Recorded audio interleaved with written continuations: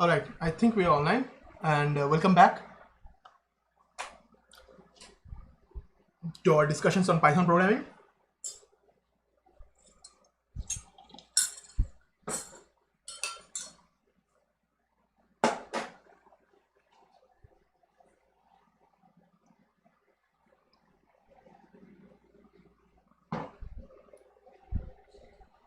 All right.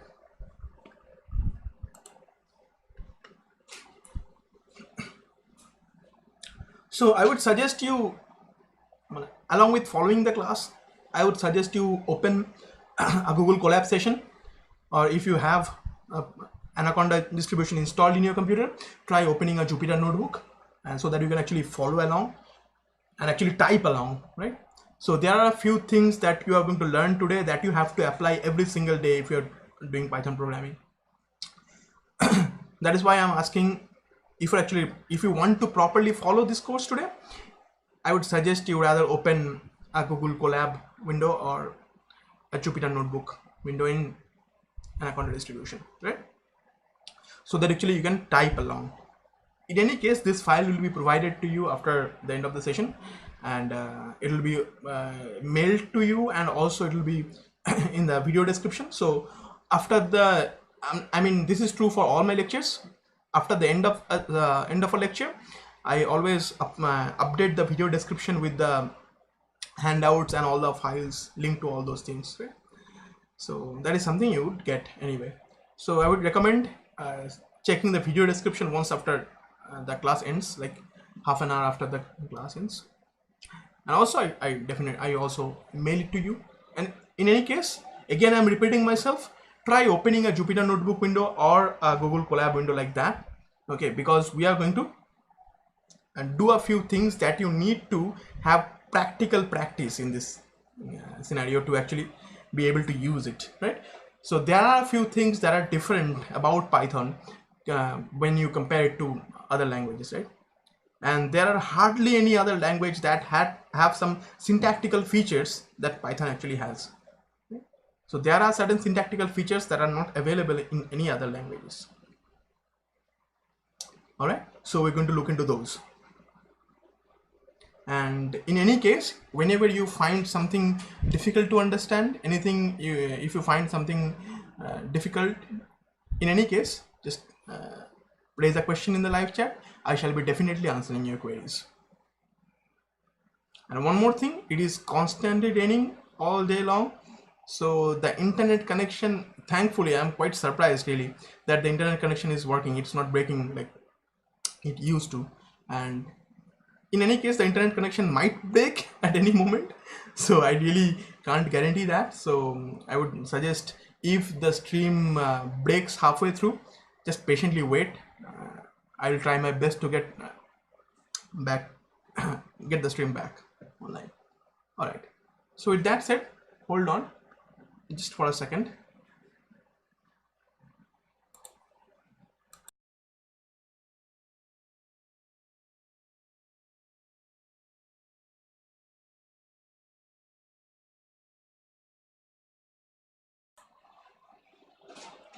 All right. So nice. So let's start our discussion today. All right. So before I can actually tell you anything about tell you any of the syntactical features, of course you already have today's agenda listed, right? So Python has this kind of things. So you have Python conditionals, loops. So we're going to learn about how to write if-else, things like that, how to run for loop, while loop, how to define a function in Python. But before we do any of these, let me show you something in C, in pure C programming, okay? So again, I'm telling you, I did not plan it before. Okay, so let me do a simple C programming, okay?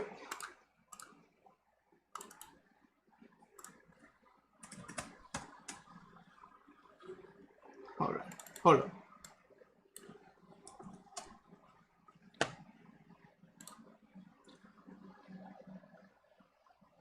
So I just want to show you something. And this is not, I mean, whatever I'm going to show you right now, this is not just true for C programs, right?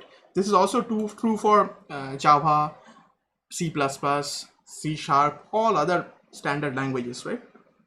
Except for Python. All right. So let me switch to the screen now. Right. So what I have is Visual Studio Code, and here I want to write a simple C program. Okay. This is to actually show you something very important about what I am going to tell you right now. Okay. Let me create a new file. All right. So I've just created a simple C program. All right. So of course,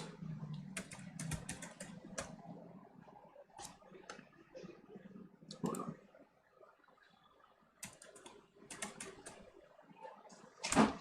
So of course you people know that, right? And there is a reason why I'm telling you these things. All right. So you'll see why I'm telling you these things. In any case, can I increase the font size? Hold on. Just hold on for a second.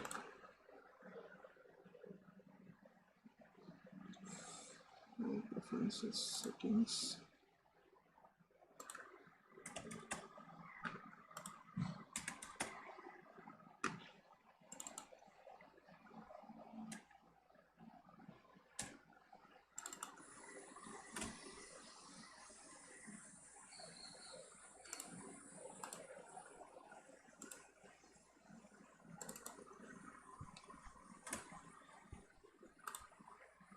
All right, so I think it's fine. Right, so I'm writing a very simple C program, right? So let's print something, okay? And of course we would print hello world.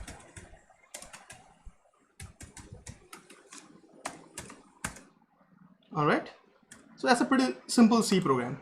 Okay, why I'm telling you this, you have to, I mean, you need to grasp certain fundamental ideas behind C programs, right? So let me open a terminal here. Okay, can I increase the font size in terminal? So hold on for a bit once again. Instead of opening a terminal here, let me open a terminal here.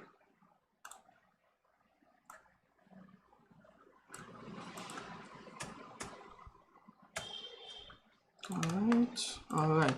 Of course, since I use Linux, I definitely compile with GCC.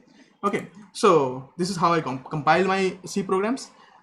It's a very simple C program, so I would compile GCC.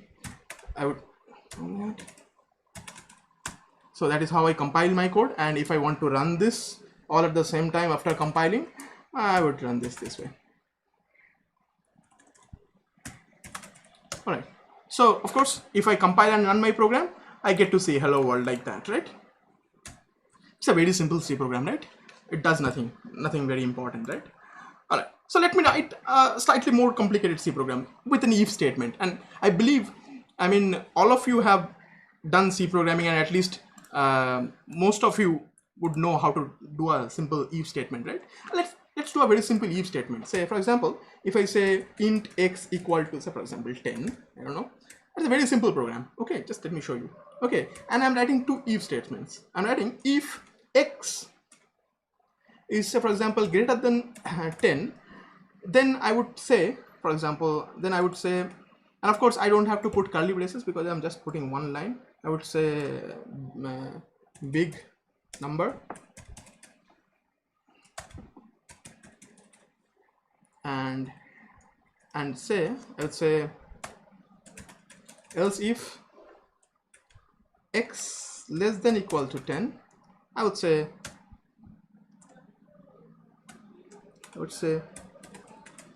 printf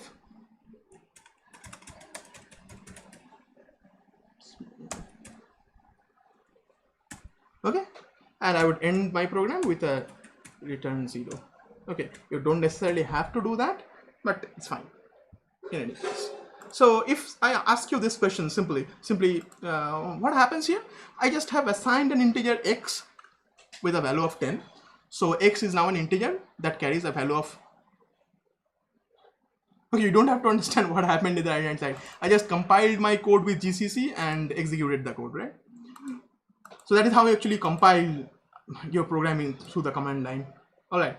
So here, let's think about the code here. So x is an integer that has a value of 10. Okay. And if x is greater than 10, my C program is supposed to print big number. Okay, all right. And if x is not greater than 10, then this condition is going to be checked, and if x is less than or equal to 10, then it's going to print small number, something like that. So of course, if I save this and compile and run my program, so it of course says small number, right? Of course. So if I say 20 here and save this program and run it here, it says now big number. Can you see this? Of course, right? It's pretty simple. All right. So it's a very simple C program. Now if I ask you what happens here, of course this print statement belongs to this if, right? This print statement belongs to this if, right? This print statement belongs to the scope of this if statement, right? Right. Now again, this print statement belongs to the scope of this if statement, right? Is there any problem with that? No, I don't think so, right? All right. So now what happens if I do something like this? Okay, what happens if I do something like this? Question, will my program still run? The answer is of course yes. Of course yes. Let me just run the program, compile and run the program. It says big number. Just so that you know, let me make the number smaller so that it says something else. Now it says small number. So the program did not break. All right, the program did not break, right? Fine. Question with that. So can I do something like this? Can I do something like this? Can I do something like this? Can I do something like this? Okay. And of course, you people know that, of course, if I want to put multiple lines after an if statement, I always put, we always put curly braces like that. So if I say this is also fine.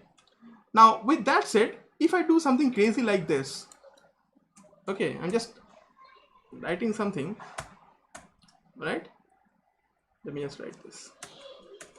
All right. So we have clobbered everything in a single line. Just try to see what I have done. Okay. Okay. Let me just show you what I have done. All right. So I have now another bracket here, and I have put another bracket here. All right. All right. And what I'm doing here, I'm pulling the return 0 also here.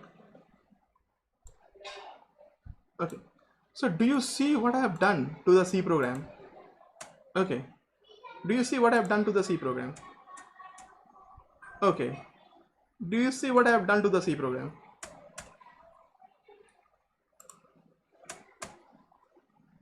Okay. Wow. I have just converted the entire C program into a single line, right? Do you see what happened to the C program? It was a very simple C program, right? It was a very simple C program, and let me just compile this and run this once more so that actually you can see. And let us make this number, this was 10 then, and let us change this number to say, for example, 50, so that it says it's a big number. It says big number, right? Okay, it says big number. So the program did run, right? Question is, the program did run, so there is no syntactical error whatsoever. If I compile the program and run it, no one is going to complain that you have written a very ugly code, right? So this was a very simple program. What does it do? It assigns a variable with a certain number, and it simply does a condition checking. If the number is greater than 10, it prints something, and if the number is smaller than or equal to 10, it prints something else. But what I have essentially done, I have essentially written the code in a way that is pretty much unreadable by even experts, right? So even if you are an expert in C programming, you would have a hard time to figure out what is happening here by just looking at this code, right? Even though this code compiles perfectly, runs perfectly without any error or warning whatsoever. This is a very simple code, but this is written, this is something I have written in a way that actually is absolutely garbage, right?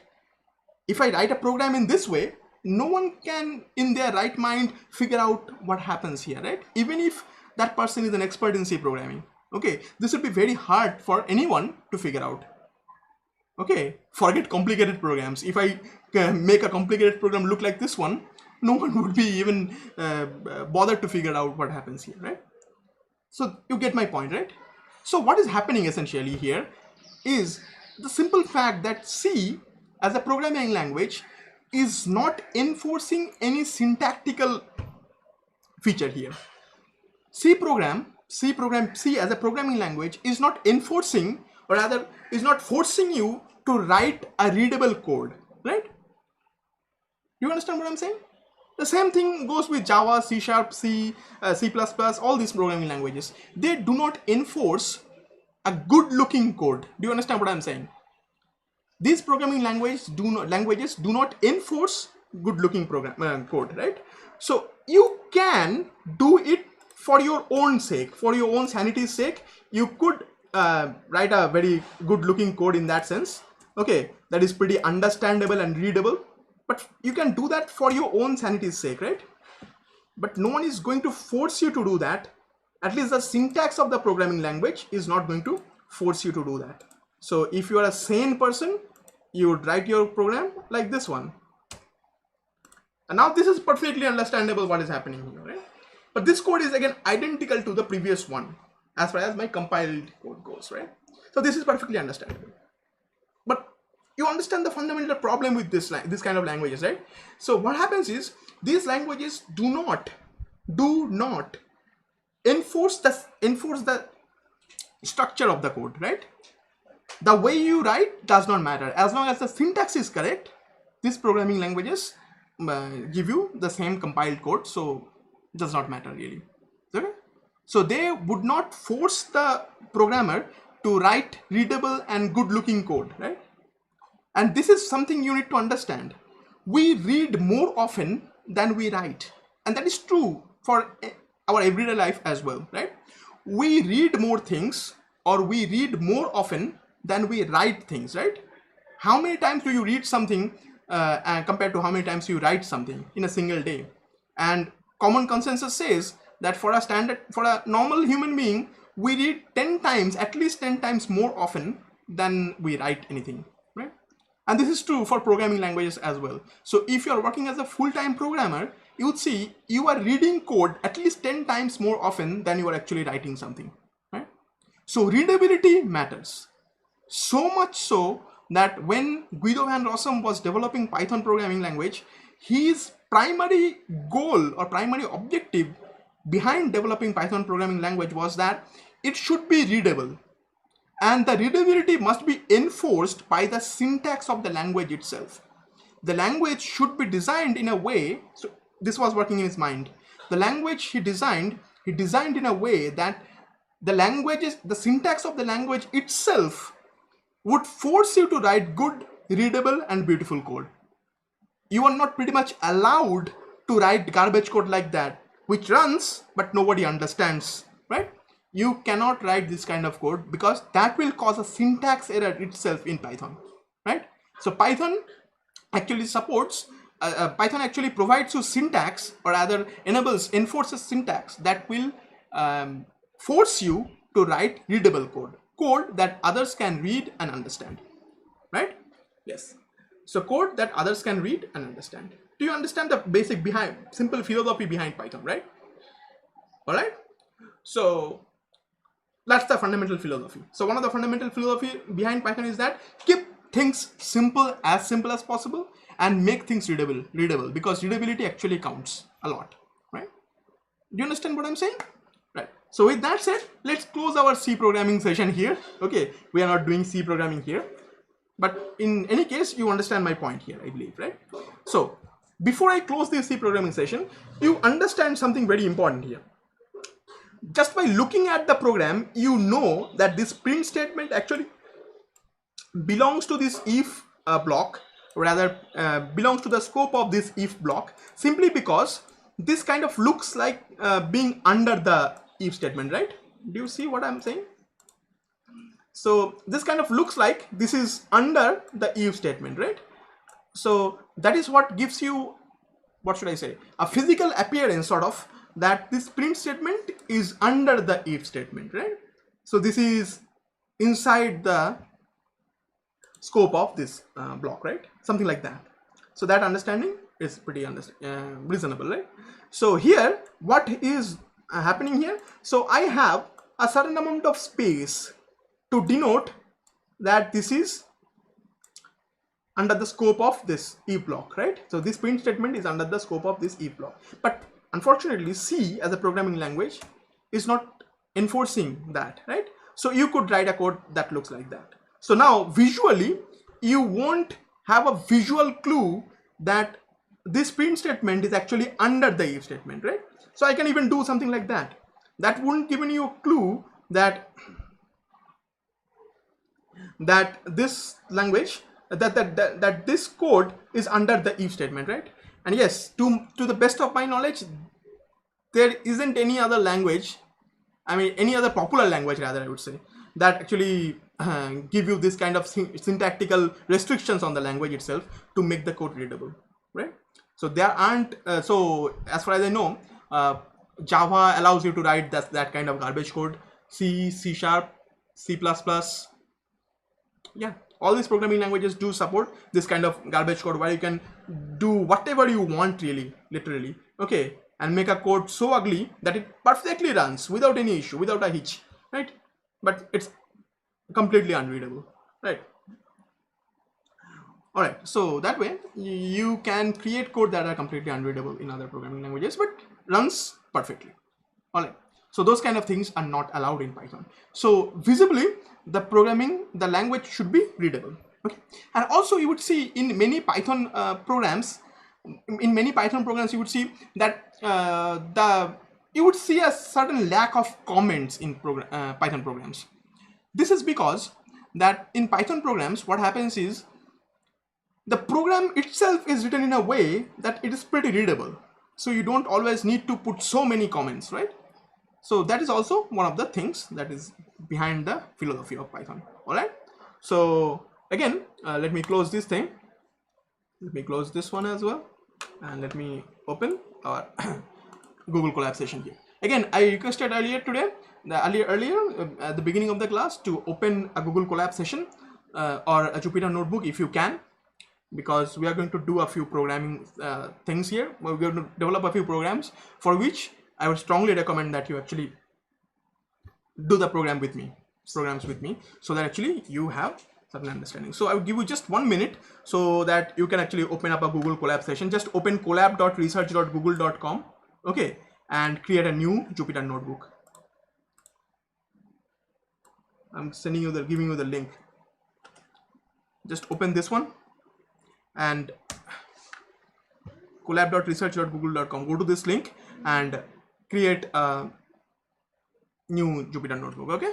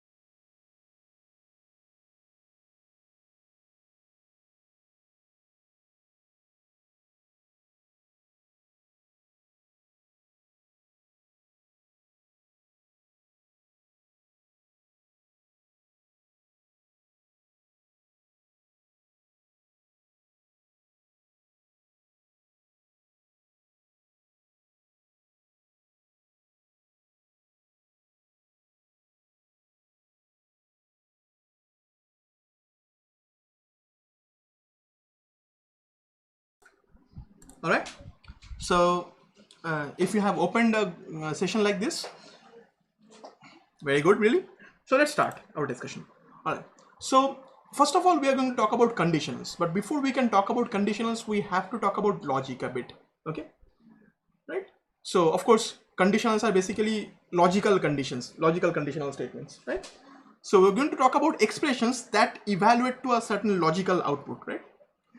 Of course, for our standard propositional logic and things like that, we have two logical outputs, right? True or false. Our logical statement or expression can be either true or false, right? So these are two Boolean variables. So true in Python is a Boolean variable T is in uppercase, and also similarly false is also a logical variable, right? So these are two Boolean variables. So if you create a Boolean variable, you if you assign true or false to a variable, it is actually saved with a Boolean value. Okay, so Boolean 1 is true, or rather this is kind of wrong, I'm telling you what happens is, and there is Boolean false, right? So this kind of two true and false, these variables are there. All right, someone is saying there is no sound. Is that so? So please confirm if you can hear me, or am I just talking to nobody here?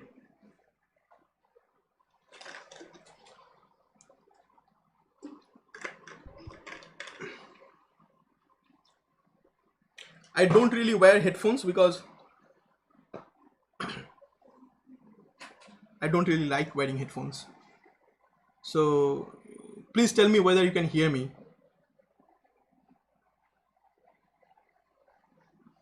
All right. All right. So let me just repeat if you couldn't hear it. Okay. In Python, there are two Boolean variables, true and false. All right. And of course, you can understand that if I have a logical expression, the logical expression would either evaluate to a true or a false. Very simple, right? So that's the fundamental, one of the fundamental things about propositional logic, like that. Okay. All right. So with that said, a very simple thing. Let me just show you. Let me create a variable x equal to 10, for example.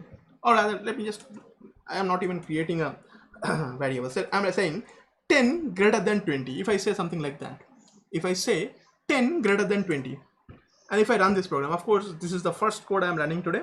So this is going to take a little bit of time, a few seconds, maybe. All right. So again, I'm strongly suggesting that you open a Jupyter Notebook session or a Google Colab session and follow along by typing with me. All right. Otherwise, you wouldn't learn anything. So now I have a logical expression. What is the logical expression? That I'm checking whether 10 is greater than 20. The answer is of course false, right?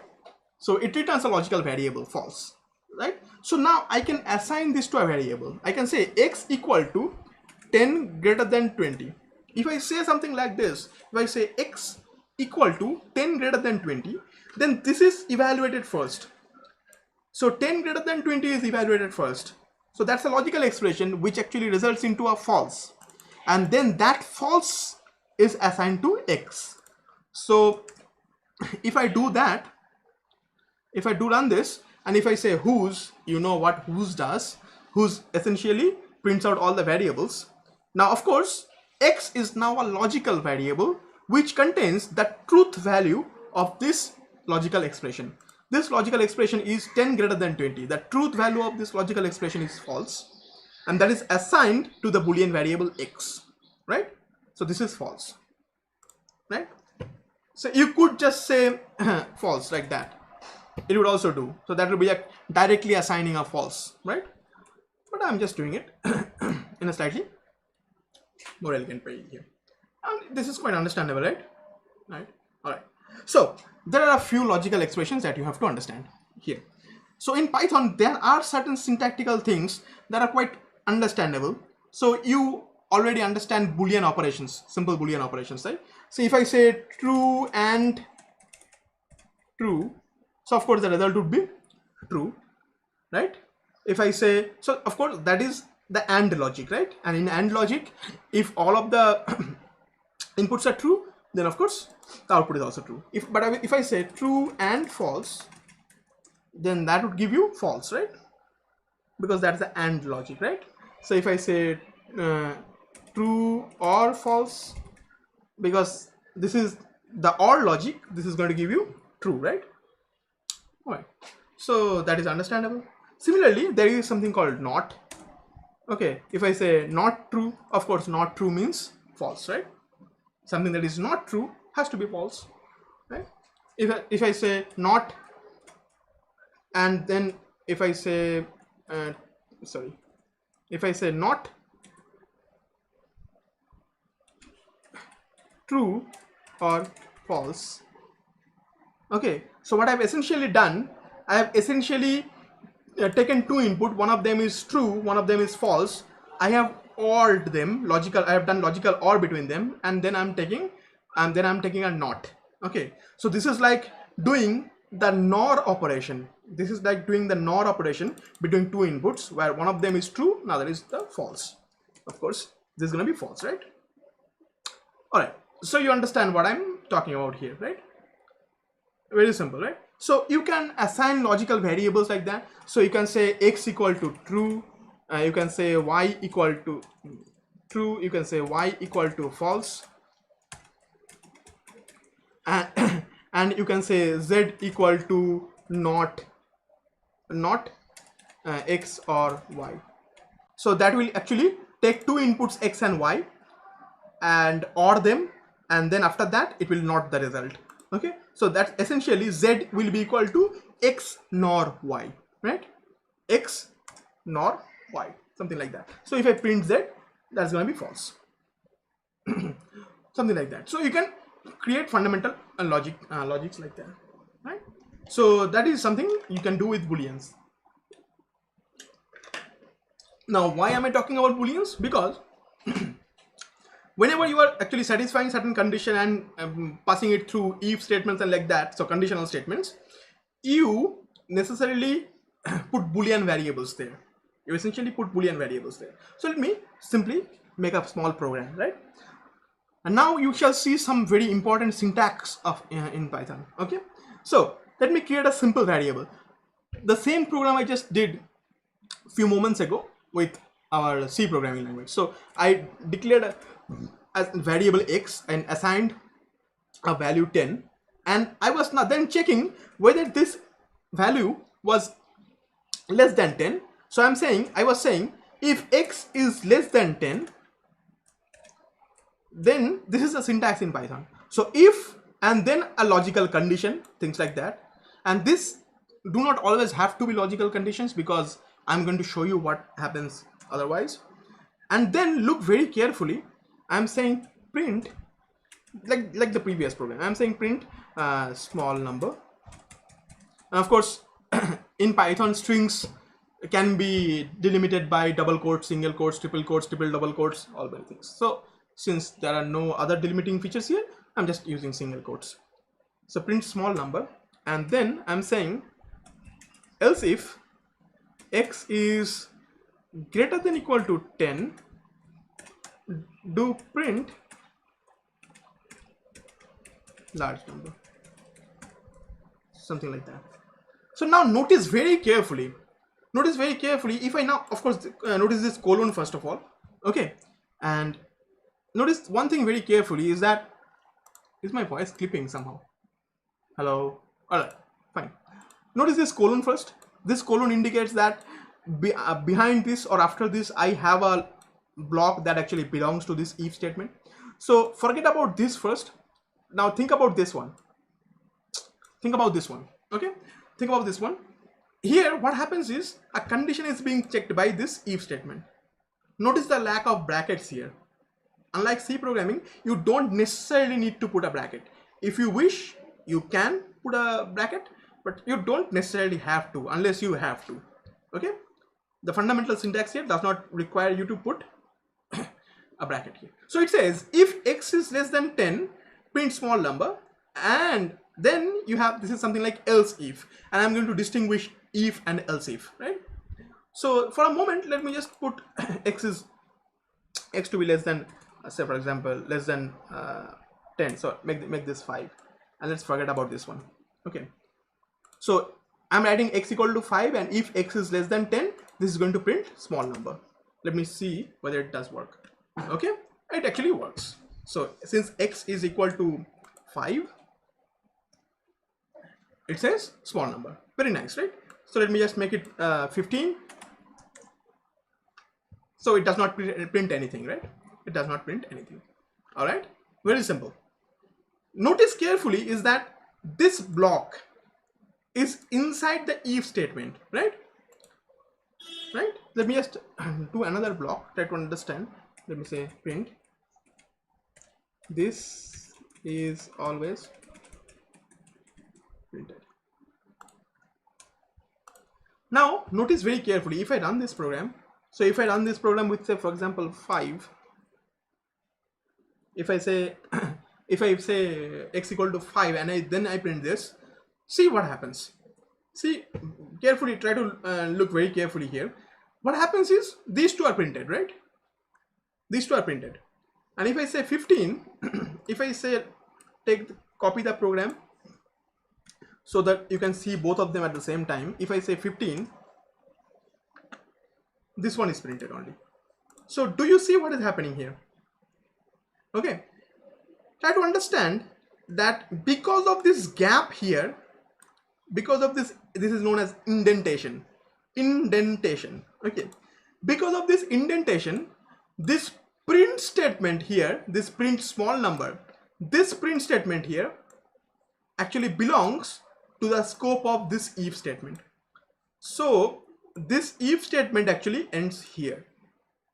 So whatever belongs to this if statement with an indentation like that, okay, actually belongs to the scope of this if statement. So if the logic is true here, if the number is small here, then this will be executed. But look carefully, since this is not indented, this is outside the scope of the if statement. This second print statement is outside the scope of the if statement.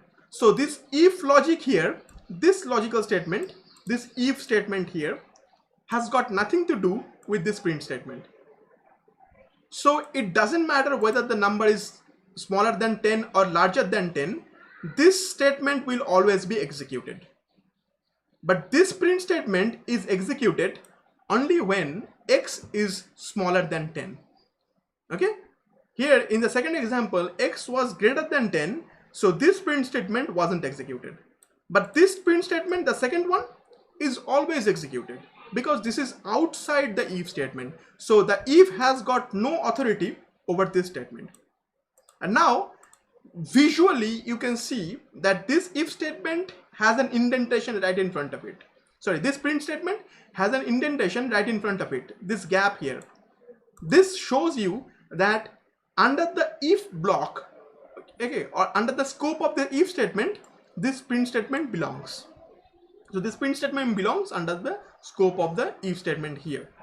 Do you understand what I'm saying? So this indentation is important. This is a syntactical feature. Okay, this indentation determines which statements belong to which block, right? Do you understand what I'm saying? I could put another print statement here. Okay,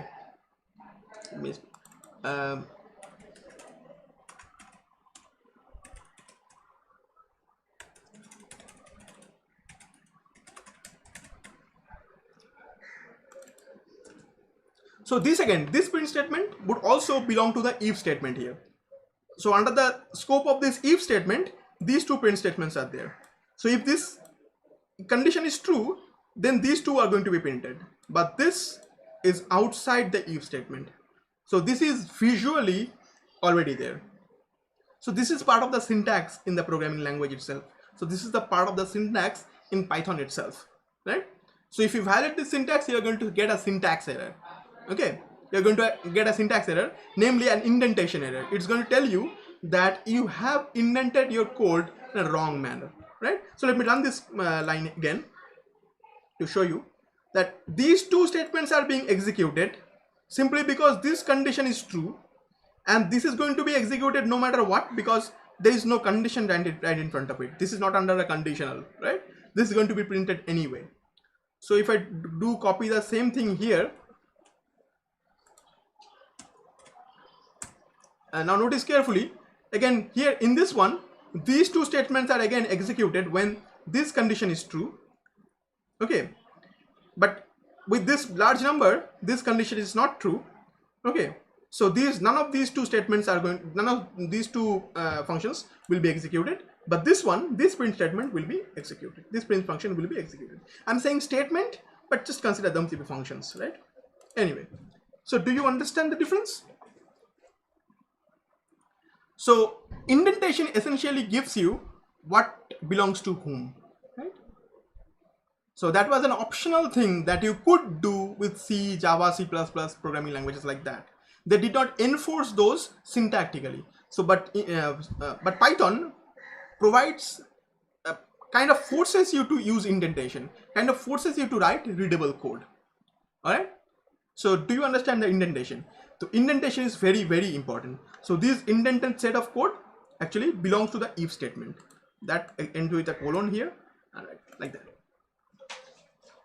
So I shall proceed if you understand the indentation feature here, right? So this is very important to understand regarding Python programming language. Okay, you cannot just write garbage code like that. You cannot clobber everything in a single line and run the code. You are not even allowed to do that syntactically, right? So if you somehow make an indentation error like that, so this is no longer a valid program, valid Python program. It will show you an indentation error. So it says it's an error, and what kind of error? It's an indentation error. It says that you have made an error like that. Okay, so this is supposed to be kind of inside this. Now we can run this. All right. So this is understood, I believe, right? So blocks are not delimited with curly braces like C, C++, Java and all. Okay, but blocks are delimited by indentation. Okay. In an equivalent C program, there would be a curly brace. There will be a set of curly braces enclosing the print statements, right? Right. But here in Python, there is no curly brace like that, enclosing print statements or any programs, any blocks, but the indentation actually encloses everything, right? I believe you understand this.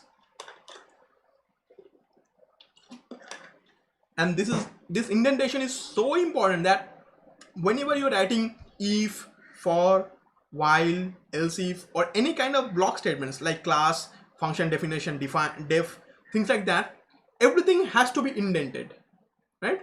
Everything that belongs to something, belongs to a code block like that, must be indented, okay, to make sure that the Python compiler understands that those belong to the if statement or for loop or whatever. All right, so that will be consistent throughout. So you are not allowed to make ugly code or unreadable code in that sense. Okay, so this is understood, I believe. All right, okay, done. So now let's create a very simple program. Let's create a very simple program. Say I'm asking about how much marks you got, maybe in your signals and systems, right? Right. Say X is the marks. Say for example, the amount of marks you got. So maybe out of 100 you got maybe 80. I don't know. Maybe 85. You got 85. All right. All right. Or maybe you did not pass. I don't know. Maybe you got 40. Maybe you got 39. All right. Maybe you got 39. All right. So let's do some condition checking, right? Let's do some condition checking, right? So if you got a large number, say for example, let's say if marks is greater than say for example 80 or greater than equal to 80, then I'm putting a colon and I'm saying print, say really good, really good. All right, and now I'm writing another if statement. If marks is say greater than equal to say 70, let's say print good. Okay, and say if marks is say greater than equal to 50, say print passed, right? And if marks is somehow less than 50, say 50 is your pass marks. So for example, say something like that, say print it says go home. All right, it's a very simple program, right? No issues. So I have few if statements, and these print statements do belong to the subsequent if statements. Okay, why did I put the gap? It's for your readability. Python does not syntactically force you to, I mean, it cannot syntactically force you to put a space here, right? But I just put this enter here just so that, I mean, I'm writing even a better code that Python actually forces you to write. Python forces you to put this indentation, but Python does not force you to do this. Okay, but in any case, the program is still fine, right? Only the last line will be executed. So this gap is there. In my program, you would see gaps like that. Okay, these are so that you actually have a logical segregation. You can actually, I mean, this is kind of a more readable code than what Python syntactically forces you to do. Okay, so similarly, I'm putting spaces here. Okay, I'm putting new lines here simply because I want the code to be, I mean, more readable than what it could be syntactically forced, right? Python syntactically forces you to put this space here or indentation here, but it cannot syntactically force you to put this line break here. So I'm putting line breaks like that after the marks, after these things, so that the code is even more readable, right? So that's one of the things I do, right? That's again my personal preference, right? So it says go home, right? Because you did not pass, maybe. All right, so what if I have say 55 as my marks? If I run that, it says passed. Okay, no problem, it says passed, right? But what if say I got 70? What if I got 70? See what happened? It says good and then passed. What if I got 85? It said really good, good, passed. But do I want that? Question is, do I want that? Do I want to print everything? Like I got more than 85, I more than 80. I just want really good to be printed, right? I don't want this good to be printed, pass to be printed, go home to be printed, all these things. I do not want them to be printed like that, right? I don't want them to be printed like that, but it did, right? So what I have done, I have created an if block, a block made out of if statements, right? And whenever I create a block out of if statements, what happens is the first statement is checked. Okay, so the first statement is checked. Try to understand very carefully. So if I create a block out of if statements like that, so all of these are if statements. So the first statement is checked, or rather first condition is checked. And again, you don't have to put brackets here. None of the if statements require brackets. All right, like that. So now look very carefully again what is happening. So the first if condition is checked. So is my marks greater than 80? Answer is yes. So the condition is true. So whatever is inside the if statement is printed. All right. Then the next condition is checked, and it checks whether the marks is greater than or equal to 70. And that is also true. That is also true. And because of that, whatever is inside this if statement is printed. And the next condition is then checked. And this is also true because my marks is greater than or equal to 50. All right. So this is also printed. And of course, this last condition is false. So this is not printed, right? So you see the problem? You see that if I make if statements like that, if I make a if block only like that, then what happens? All the if conditions are individually checked, and based on whether the individual if statements are true or false, the underlying blocks are executed. So each of them is actually executed like that. So again, just to recall, if I say my marks is 75, under that scenario, the first one will be false. So this is not going to be executed. But the second one is going to be true. So this is going to be executed. The third one is going to be true. So that one is going to be executed. So on and so forth, right? So that's kind of true here, right? All right, understandable? So this is what I get if I create an if block like that, right? But now, what if I just want to, so if my marks is 75, I don't want this to be printed, right? I don't want to see passed printed like that. I just want to see good, right? If my marks is 85, I just want to see really good. I don't want to see all these other things, right? So in order to do that, we would require something called else if, okay? And the meaning of else if is pretty similar to if. Let me just go back, copy paste the entire code. keep the first one as if and make everything else if. Then now see what I have. Else if, by the English literature literal meaning, it says, so now if I run this, let me just run the program, it only just prints this one. Really good. Alright, so question is, what is happening really? So now this is an if-else block. We call this an if-else block. What is happening here is, first I am checking a condition, right? So this condition is checked. Okay, this condition is checked, and this is true, right? So let me just start with another example. If I say 75, so this one is going to be printed. So what is happening is, so the first condition is checked, so the first one has to be if. So if marks is greater than 80, print. Really good, fine, absolutely fine. Then I have an else if statement, right?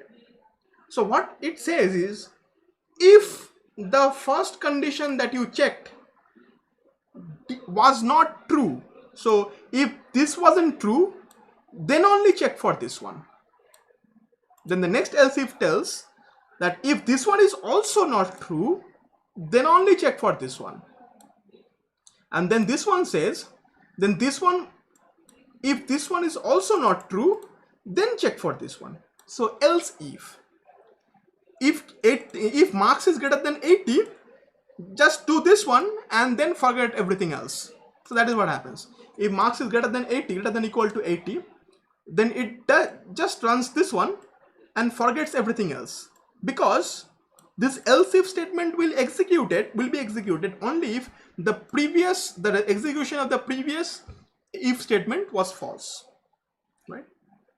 So instead, if the marks is 75, then this is false, this condition is false, and since this condition is false, now this statement is executed, right?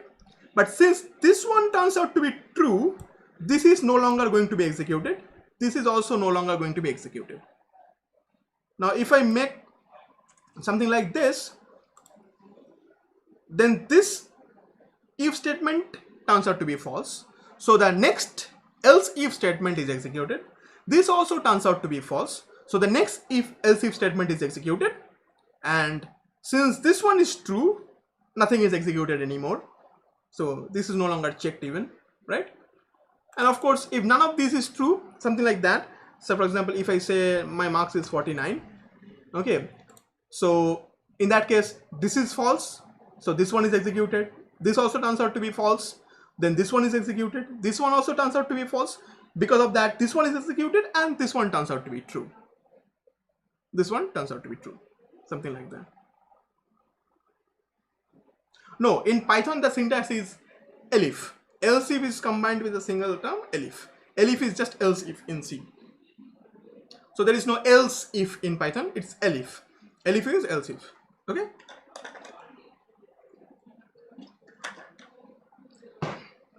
Else if will be a syntactical error. So elif is the syntax here. Alright. Alright.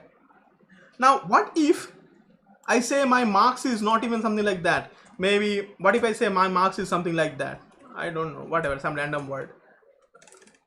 Okay. What happens now? What happens now? Wow, it says type error. It says I am trying to compare string with integers. Who knows? A very wrong thing I have just done, right? What if my marks is, say for example, I don't know, my marks is, say for example, negative. My marks is negative, something like that. It says again go home, something like that. But say I want to catch conditions that are, what should I say, wrong. For example, if I say how much marks did you get out of 100, if someone says I get 200 out of 100, right? But then this program is kind of not really good. Even though it prints really good, this program is not really good, because it prints really good even though this number is actually invalid. This number is actually invalid, right? This number is invalid, right? So I have to do other condition checking as well. So marks has to be below 100, right? Marks has to be below 100, right? So if I put another condition here like this, along with the if statement here. So if I say marks is less than equal to 100, and marks is greater than equal to 80. So now I have just used logical AND. You just seen AND, right? So this is going to evaluate to either true or false. This is going to evaluate to either true or false. So we are just doing a logical AND. Now if I do that, so it says good. What happened? It printed good. What happened really? What happened? Because this is checking for these two bounds, but this is not checking for these two bounds, right? This is not checking for these two bounds. So what happens is, I mean, this one was false because this one was violated, but unfortunately you can see this one is true, right? Because marks is greater than 70, right? All right. So I have to now say something like this. If I say marks is less than 80 and marks is greater than equal to 70, then this is going to check for it. This no longer is going to print good.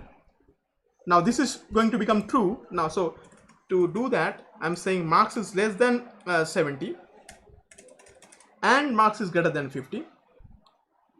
Now this is fine, right? Now this is fine. Now it is not printing anything, right? It is not printing anything because none of the conditions are true anymore. So these conditions are not true because marks is not greater than not less than 100. So because of that, this is false. So false and true. This is true. This statement is true. In particular, marks is greater than 80. So this statement is true, but this statement is false. So false and true actually returns false. So this if statement is not executed. Because of the same reason, this else if statement is not executed. So this is false. So this one is executed, but again, same thing. The result is false. So this is not executed. And because the previous else if statement wasn't executed, so this tries to execute the next one. This also cannot be executed like that. So if none of the conditions are satisfied, you might want to put a default condition, something like that. So for that, we do that through something called an else statement. Else, if none of these match, if none of these conditions were true, if none of these were executed, then do this. So that is why we have else. Else print maybe something like that, right? So none of these conditions were true, so we ended up with else, right? So else would be true if none of the previous prevailing if and else if statements were true, right? So you could just use if with else, something like that. So let me show you another example, another simple example. So let me say I'm checking for long names. Let me give you certain syntactical things about Python. Say, for example, my name. All right. This is my name. All right. So I'm checking whether my name is a long name or not. Okay, someone is saying, why do I have a colon here and not in elif? Actually, we do have colons in elif. Look very carefully. We do have colons, right? Of course, the colons are appearing at the end of the statement. So this is the if statement, and at the end of the if statement, I have the colon. But since with else, you do not have any condition, right? Else is true if none of the previous prevailing if and else if statements are true. So I do not even have any condition. So this is like no condition. So the colon actually appears immediately after the else. Whereas the colon actually appears after the condition is written, right? Okay, someone is saying if I say negative number, then it will print go home. Actually, right, like that. So if I say -10, it says go home, right? But this might not be true. So in that case, you might want to put another condition here. So marks is greater than equal to 0. So and like that. So in that case, this condition is again catched by this one. So marks has to be greater than 0, right? So it is simple. All right. So with that said, let me write my name. A very simple thing, right? So now I want to check. Some people have really big name, right? Really huge name, right?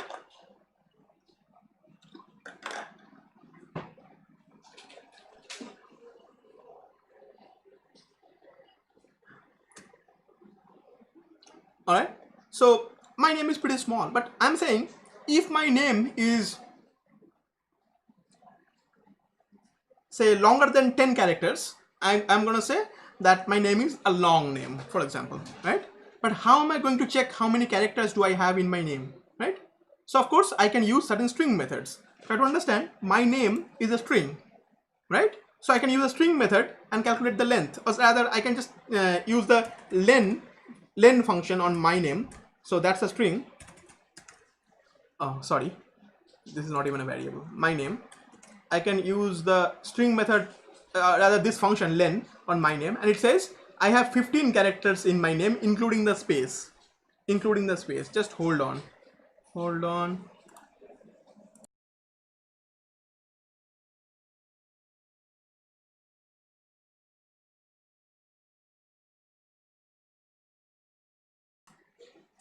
All right. So it says including my name here, I have including my space here.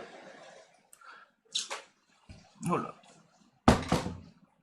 All right. Including the space here, my name has 15 characters. So now I would say if my name has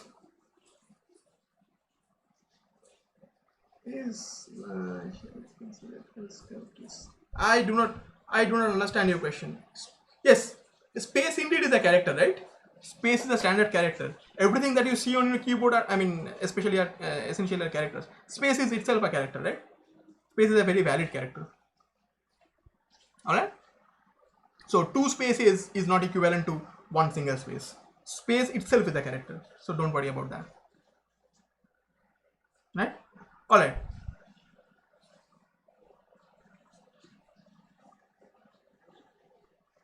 All right. So with that said, and someone is writing the ASCII value of that. Anyway, so I have 15 character including the space in my name. So what I want to do, I want to create an if statement like that, and it is going to check how many characters there are in my name. So I'm going to say if len my name, so len my name, so this is going to calculate the length, and if this is greater than, say for example 10, then it is going to say, or maybe if it is greater than 20, or rather say if it is less than 20, it's going to say print you have a small name. Okay, and again I cannot type because I have my drawing pad and everything right in front of me. Okay, all right, so if I run this program, it says you have a small name, right? You have a small name. Very nice, very nice. I have a small name, really. But if I say my name is this, okay, do I still have a small name? Unfortunately, no, I don't have a small name anymore, right? It's a large name now because it is more than 20 characters. So you understand that I can mix and match Python functions and do a space as an ASCII value of 20, I think.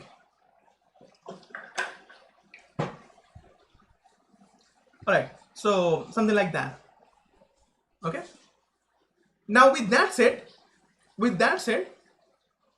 we have learned a little bit of program where you have this, right? All right, I'm going to tell you how to calculate everything, calculate proper number of characters without spaces. So question is, can you count spaces? Yes, you can actually count the number of spaces. Let me show you. Okay, so how do you count the number of spaces? I showed you earlier that you can count the set of character numbers. So I'm saying num spaces. Now see, num spaces. So number of spaces is my name dot count. So count was the method. So I am now counting spaces. Let us see. I had shown you this in the last class. So this is actually a space. So I'm counting how many spaces appear in my name. Okay, how many spaces appear in my name. And with that said, I can now, let me just remove that. Let me just print and print num spaces. Okay, so if I do that, so now it did print the number of spaces in my name. So I have one space in my name. All right, do you understand what I'm doing here? So now I can actually calculate the exact number of characters without spaces by simply calculating the total length of my name including the space and subtract the number of spaces from that and checking whether this thing, total number of characters in my name including spaces minus number of spaces, is less than 20. And if that is true, then I have a small name. You can do this kind of thing. So you can essentially compute things as long as this evaluates to a logical expression, something like that, it would be fine. But it does not have to be a logical expression. You shall soon see. So I think this is understood, right? All right. No problem with that, hopefully. All right. Now, let me show you something really important here. If I say if one print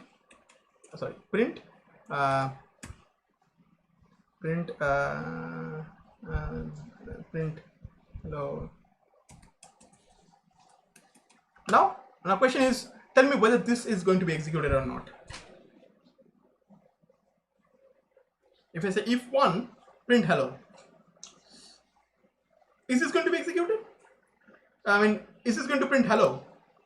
Actually, yes, this is going to print hello, right? So if I say now, so this, if I say if 100, is this going to say hello? This is going to say hello. You will learn why I'm going to this. If I say if minus something like this, okay, this is going to say hello. If I say if, so for example 3 plus 2 minus 10 I don't know into 200 whatever, and if that, so there is no logical expression here, right? Look very carefully. 1 itself is not a logical expression, 100 is not a logical expression, minus 10,000 is not a logical expression. This is an arithmetic expression, it's not a logical expression, right? If I say print, same thing. Okay, that's also fine. So do you see something here, that all of these numbers and everything, also let me just do one more.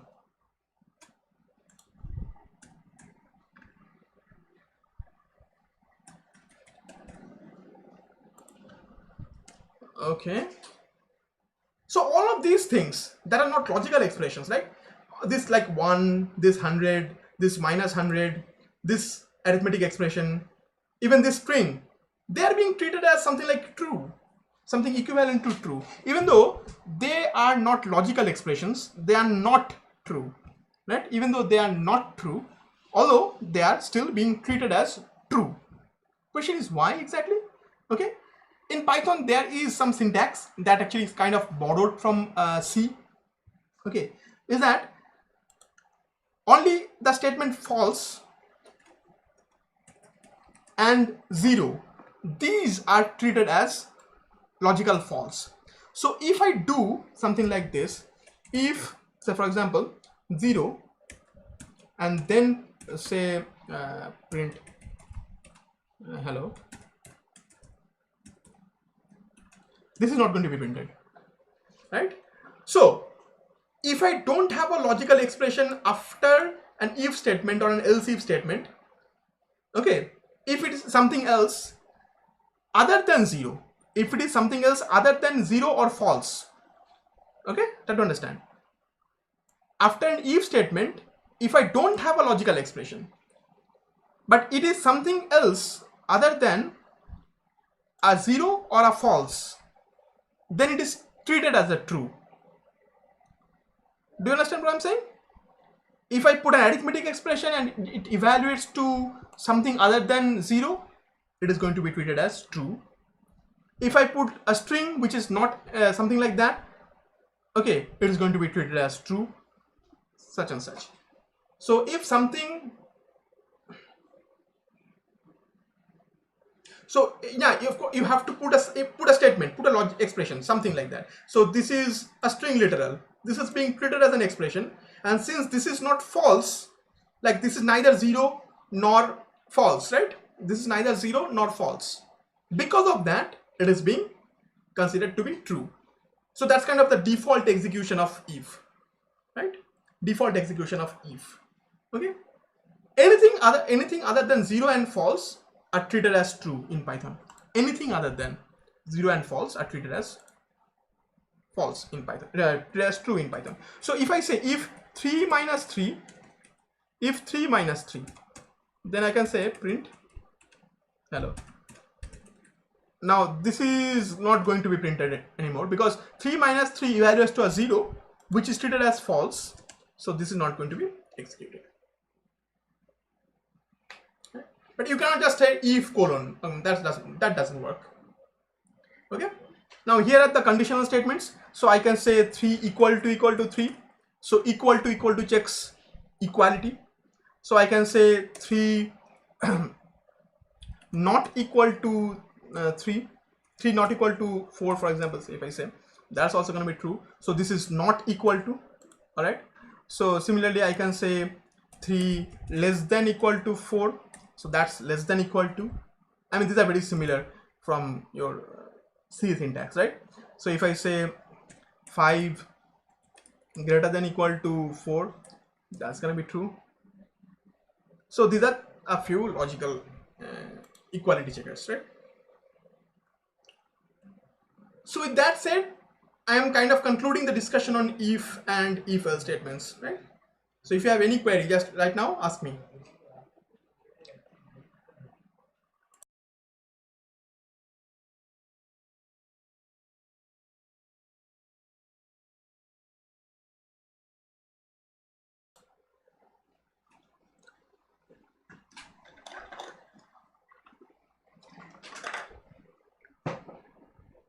All right.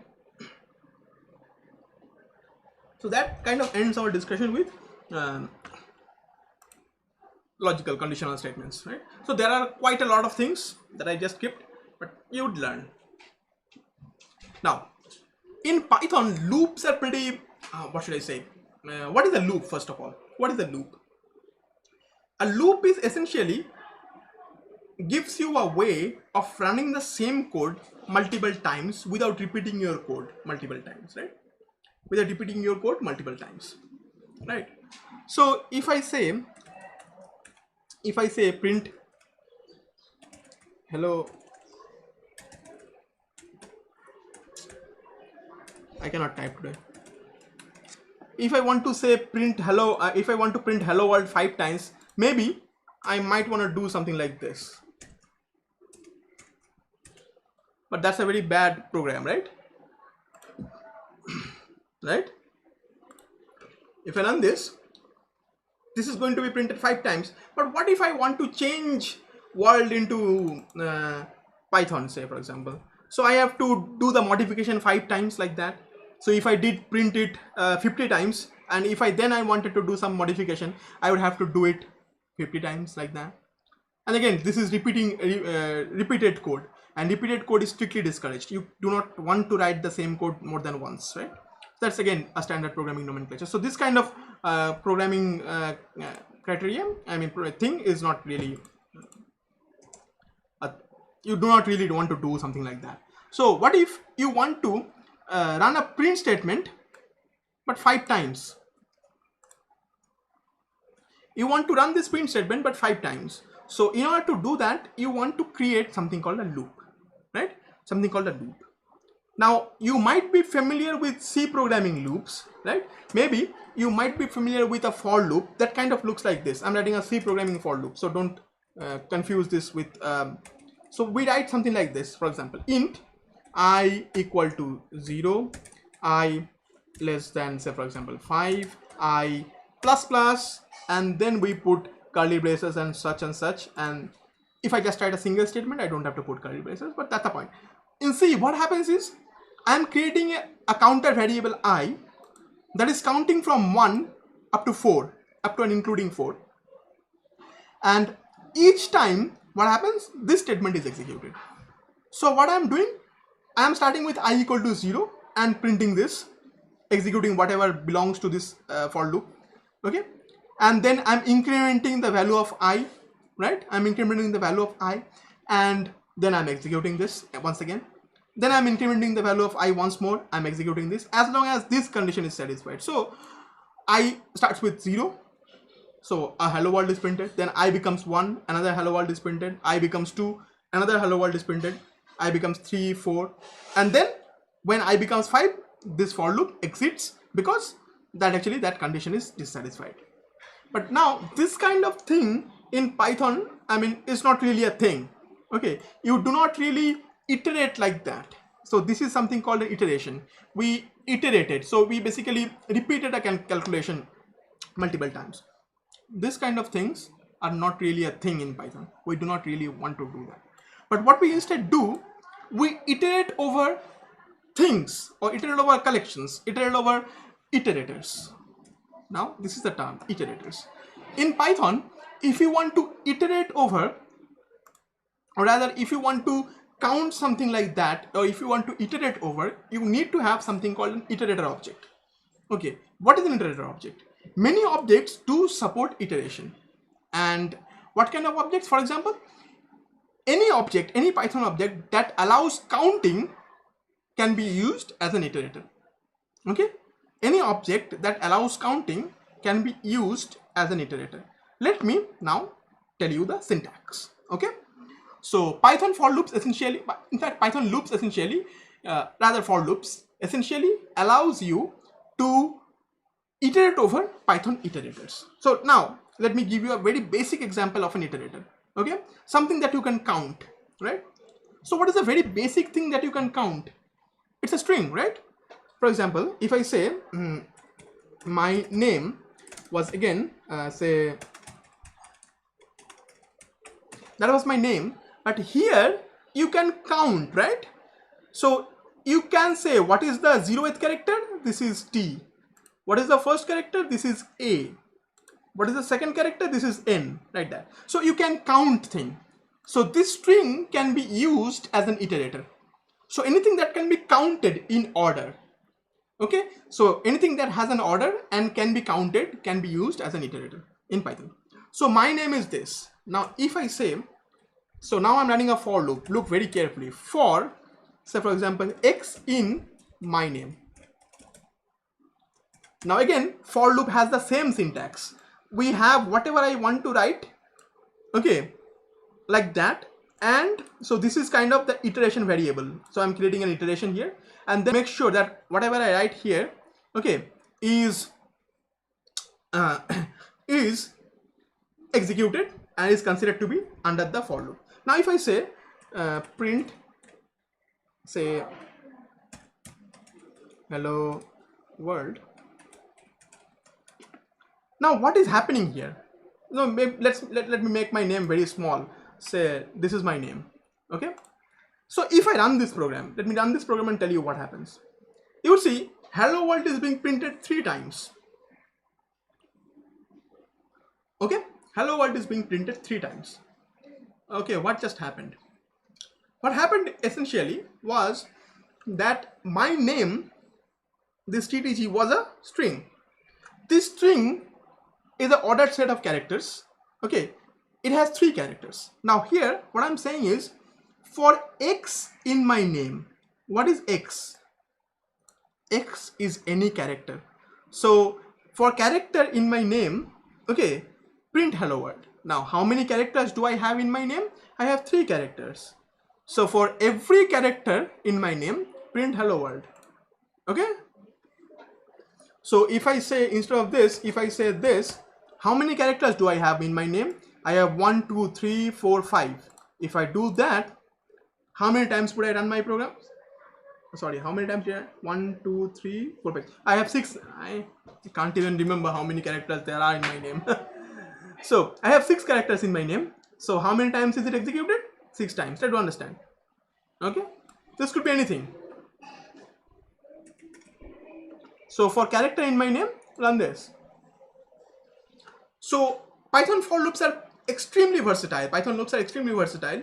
It allows you iteration over any iterator object, any object that you can count on in order, right? In proper order. So here, of course, this is the 0th character. For the 0th character, print hello world. For the first character, print hello world. For the second character, print hello world. For the third character, fourth character, fifth character, and that way I have 5 hello worlds. 6 hello worlds, right? Do you understand what I'm saying?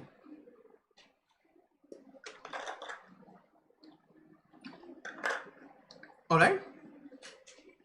All right. Now let's take this.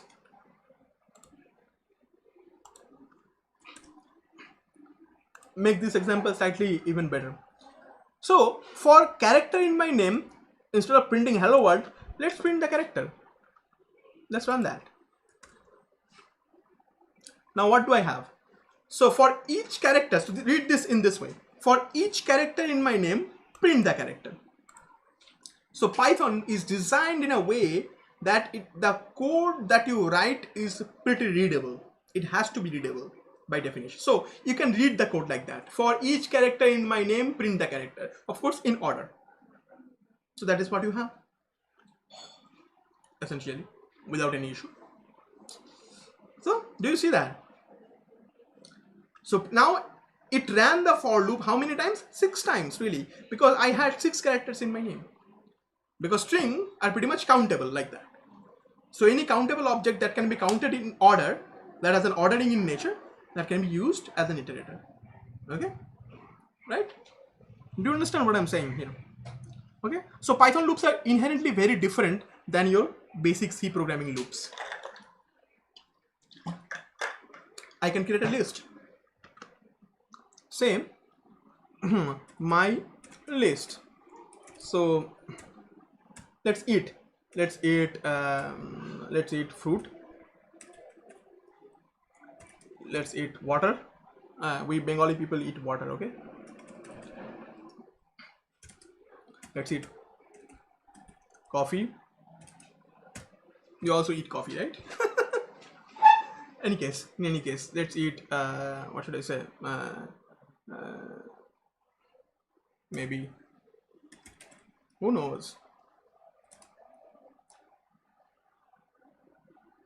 let's also eat the world, like we all humans do, right? All right,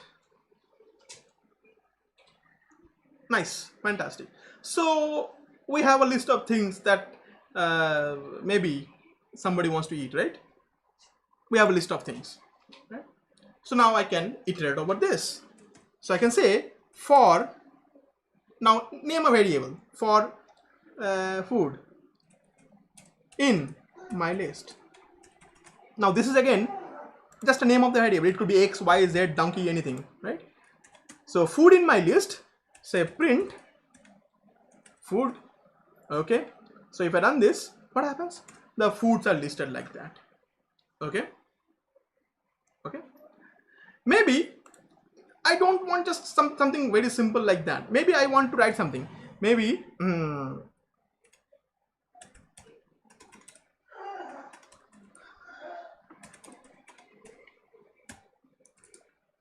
now look very carefully what happens. Now I am showing you a certain syntax of print statement.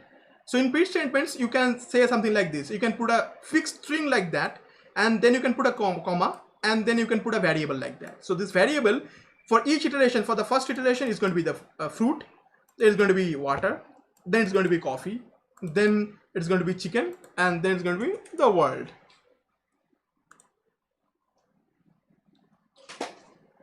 Right? Like that. So now we have executed a loop as many times as elements in the list were. So lists are again countable in a proper order. So I have 0th element in a list, so that was being taken first. Then I have a first element, then I have a second element, third element, fourth element, right? Do you see? Do you understand what I'm saying?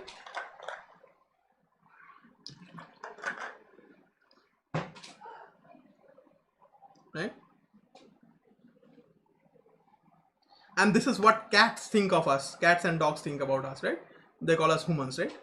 Not humans. Anyway, funny thing, right? So try to understand how we execute for loops. We loop over an iterator. So this is an iterator object here. Okay. So this is being treated as an iterator object. Okay. So we iterate over iterator objects, right? So conventional C programming ideas are no longer valid here. So this is way bigger than what you have in conventional C programming, right? So do you understand what I'm saying here? Fantastic, right? So you can have that. Okay. So I taught you about dictionaries. Let's see that what we can. Okay, I shall see what we can do about it. Do with dictionaries, right? So again, now maybe I want to convert this to a dictionary and figure out how much it would cost me to eat all of these. Eat fruit, water, coffee, chicken, and the world. Maybe. Okay. So let me copy this. Now my price list. Maybe this is my price list. And instead of making a list, I shall make it a dictionary. Okay. And now fruit would cost me say 100 rupees. Water would cost me, now this is the syntax of the, do we want to write anything after? Okay, someone is, okay, I'm going to talk about print statements elaborately, so don't worry. This is nothing really. Okay, water would cost me, say for example, 5 rupees, who knows? Okay, so I'm creating dictionaries. So these are keywords and these are their values. Here I'm just writing the costs. So water would cost me 5 rupees. So coffee would cost me say 50. A chicken would cost me say 200, who knows? And the world, okay. And again, one more thing, if I think I'm going out of line, I can just put an enter here and write it on the next line. That is also allowed. And that is why I'm saying you should really need to type these things in for yourself. Otherwise you would never learn. And the world, how much would eating the world cost? I don't know, maybe something like this, maybe. Okay, so I have a price list like that. Or maybe for the moment, let's make it very easy to eat the world. Okay. Okay, something like that. So we have a price list, right? So if I have that, run that. So now I have a price list, which is a dictionary. Okay, which is a dictionary. So try to understand what I'm doing here. So I'm saying price list, and so that's the dictionary. I can call elements from the dictionary by just looking up for the keys. So I can say how much for the water. If I say price list water, how much for the water? 5.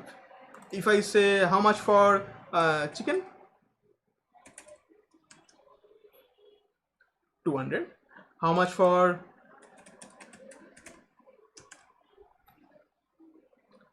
like we human beings always destroy the world, right?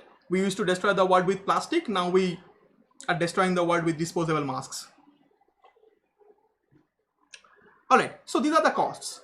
Now maybe I want to add up all the numbers. Maybe I want to eat 2 fruits. Maybe I want to eat 5 water. Maybe I want to eat 3 coffees. Maybe I want to eat 10 chicken, and maybe I want to eat 1 world, right? So what will be the total cost? Something like that. What will be the total cost? Okay. If I want to calculate something like that, then you might want to loop over this thing and do something like this. Let me now show you what I can do. So first of all, notice very carefully, this dictionary itself is not an iterable object, because this dictionary cannot itself be treated as an iterator, because there is no price list 0, right? there is no 0th element in the dictionary, right? There is no first element in the dictionary. All right. So dictionary itself is not an iterator, right? So a dictionary itself cannot be used to run a loop. A list can be used to run a loop. A string can be used to run a loop. But a dictionary itself cannot be used to run a loop because you cannot count like that. Right? But what can you count? You can count what keywords there are, right? If you buy an Oxford dictionary, okay, it will tell you that there are 30,000 words in this dictionary, maybe. So you can count them, count the keywords. So instead of saying this, I'm saying I shall call a method on the price list which will return me the keys that are there. So if I say price list and then dot keys, if I say that, it will tell me, okay, now I have a list of keys out of the dictionary. Now these are iterable object. I can say, what is the 0th key? The 0. So of course now not here like that. I can convert it to a list and then I can call objects. I am going to show you. Now for food in, if I say a price list keys, so what essentially I am doing, I am looking for food in this list. So I'm looking for fruit, looking for water, looking for coffee, looking for chicken, and looking for the world. Okay, something like that. And if I say a print statement like this, print, okay, food costs, and if I say just one more thing, let me just do a very simple thing. Let's say price list food. If I just run that, see what happens. Look carefully what happened. So I extracted the keys, so extracted the name of the keywords. So the keyword was fruit. So and then I printed like this one. So the first keyword was fruit. So what is price list fruit? That's going to be 100. Now what is price list water? That's going to be 5. What is price list coffee? That's going to be 50. So that way food is actually iterated over the keywords, and subsequently the print statement actually prints these things. So now I can do something like this. I can say food, then comma, then I can say costs, and then comma, then a variable. So now if I run this, it says fruit costs 100, water costs 5, coffee costs 50, chicken costs 200, and the world costs 300. Do I have that? Something like that? So you can see I can mix and match things as long as I have an iterator. As long as I can figure out an iterator object, I can loop over it with a simple for loop. Do you understand this one? Very simple, right? All right.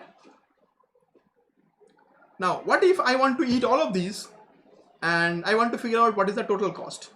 What is the total cost? So I want to keep a summation, right? So what is the total cost? So my cost variable has to start with 0. And every time I eat something, I have to add up the cost.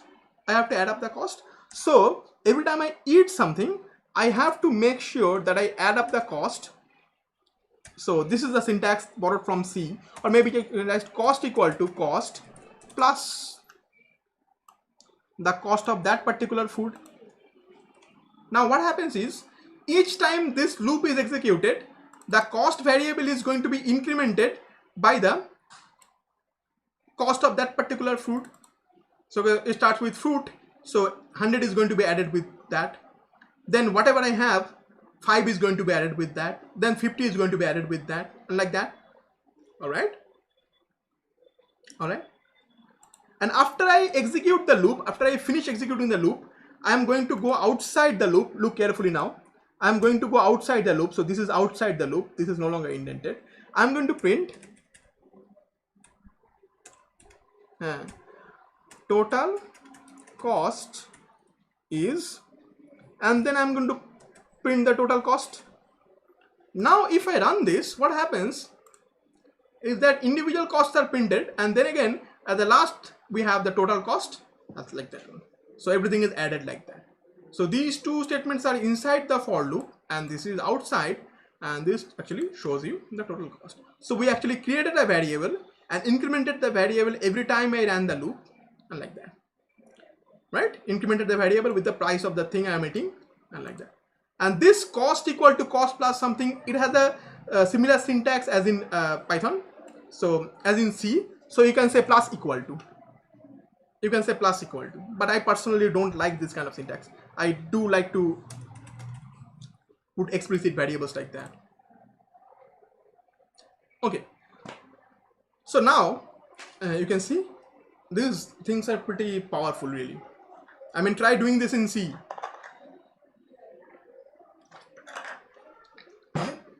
You have to create a structure for this. All right.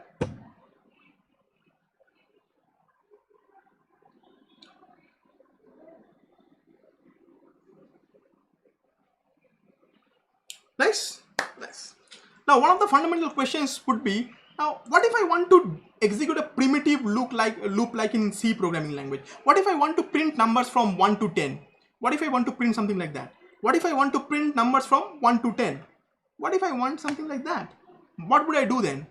Okay, Python gives you a very elegant way of doing that. Python gives you a very elegant way of doing that. If I want numbers from 1 to 10, I can say for my number, again this is the name of the variable, in range 10, this is going to be 0 to 10 excluding 10. If I run this, see, so this is like your C programming loop.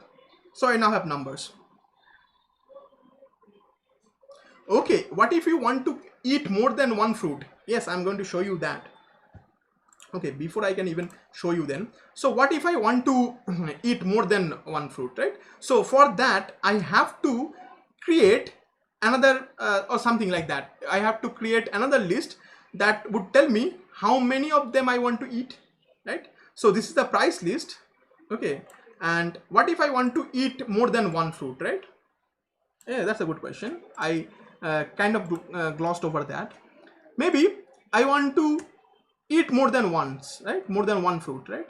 So if I want to have that, so let's create another dictionary. Let's see.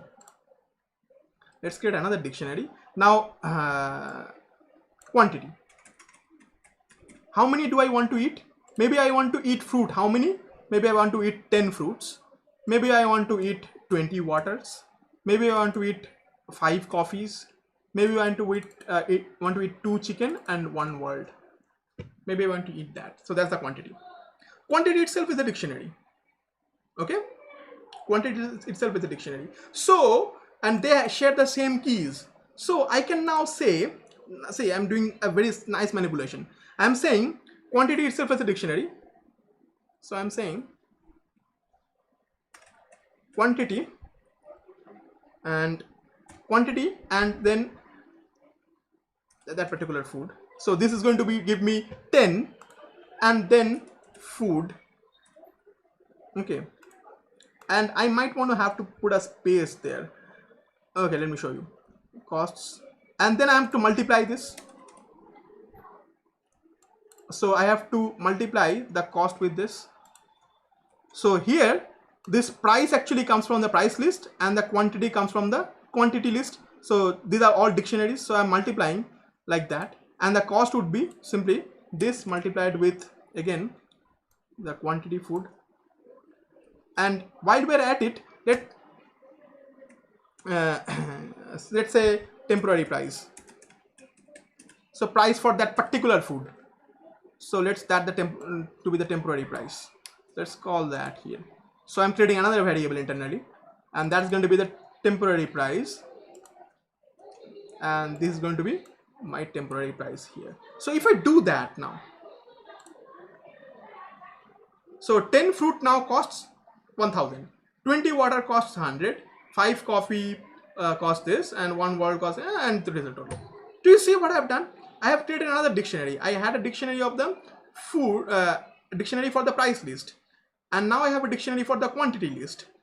So what I have just done, I have extracted the keys out of the price list, and I have figured out the quantity from this quantity list, and I have just multiplied there. So if I call the price list dictionary with, if I pass in the fruit or pass in the food, then I would get the price. And on the quantity dictionary, if I pass in the food, I will get the quantity. And I can just multiply them to get the price for that particular item. I can just add that up with the cost, total cost, and I can print the total cost like that. Right? So there are several techniques that you can actually implement like that. Right? So I'm going to explain. Don't worry, I'm going to explain these kind of things later on when we actually use this for our engineering purposes, right? All right. So now this is one of the fundamental things. Like this is very similar to running. This is very similar to a C programming loop like this. For int number equal to 0. So in C this will be like this: 0, number less than 10, number plus plus. So if I have something like this in C, the equivalent syntax for that is something like this. So for number in range 10, so very simple, like, so this is in C and this is in Python, right? So I have something like that. So I can have a very simple iterator. So range is a very simple iterator where actually it gives you numbers to iterate upon, right? So of course we know that if I say 1,11, so that gives me, that starts the range from 1 and up to 11, not including 11. So I have 1 to 10, something like that. Let's do something fancy with it. Let's take a counter. Say maybe it's another variable. Okay, it's another variable. So let's make this 13. Okay. And let's print something. Let's see what I'm printing here. Let's printing number, and then let's printing an x. Let's print an x. Then let's print the counter, and then let's print an equal to sign. Then let's print number multiplied by counter. Do you know what is happening? What is going to happen here? So I'm printing the number. So number is going to start from 1, and then it's going to loop over to 2 and 3 and 4, 5, 6, 7, 8 like that. Then I'm going to print x every single time. Then I'm going to put a counter, and the counter is 13 always. Then I'm going to put an equal to sign, and then I'm going to print the number multiplied with the counter. So first it is going to print 1 into 13, then it's going to print 1 into 2 into 13, then 3 into 13, and so on. So if I run this, what I essentially have is a multiplication table for 13.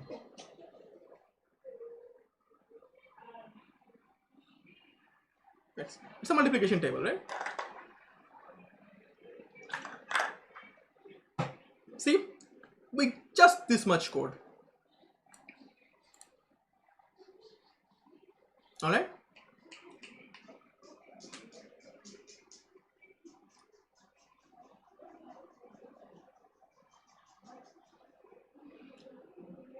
All right. So you can iterate over any iterator.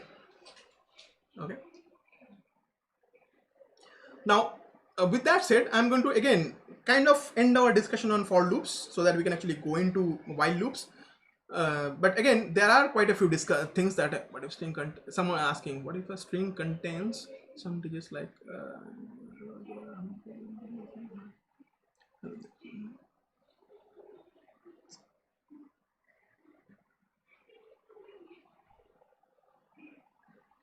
okay, someone is asking a very specific question. So how do you calculate the number of digits?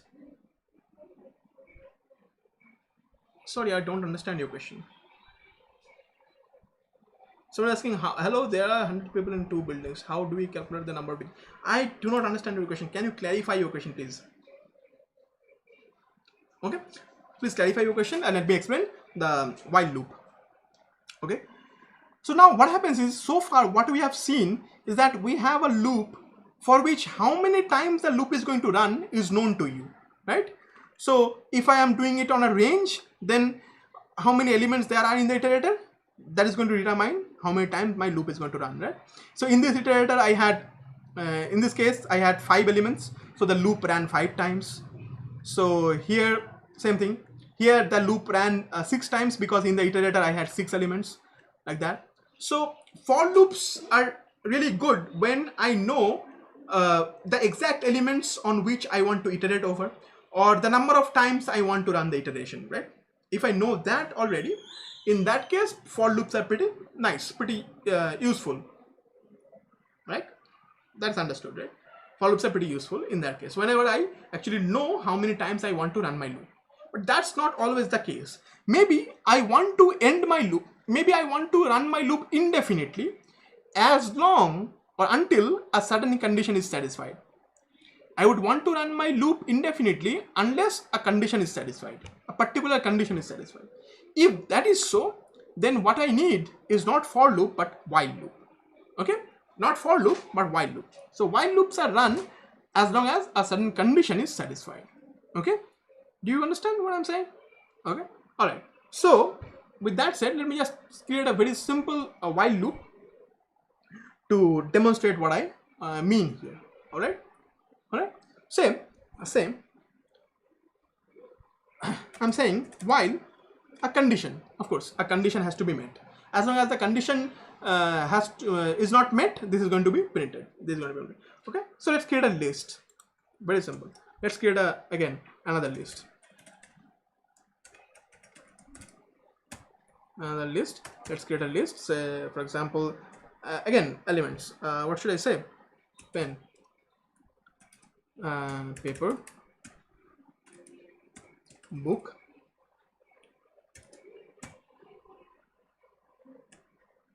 phone, and then maybe a television. Someone is asking, there are 3 digits here, 1, 2, so number of digits here. How do we calculate for the given statement? Someone is asking. Okay, one.